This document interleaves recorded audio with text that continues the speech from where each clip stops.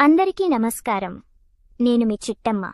ఈరోజు మీ మనసును తేలికపరిచే కథతో మీ ముందుకు వచ్చాను. అదేంటంటే, నిన్న రాత్రి మా అమ్మా నాన్న నన్ను బయటకి తీసుకెళ్లారు. వాళ్ళిద్దరూ ఐస్ క్రీం కొనుక్కున్నారు.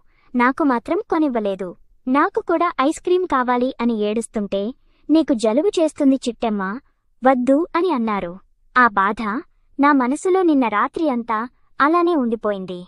అయితే ఈరోజు ఉదయం నిద్రలేచాక నేను మా అమ్మతో, నిన్న రాత్రి నాకు కూడా ఐస్ క్రీం తినాలని ఉనింది అని చెప్పాను.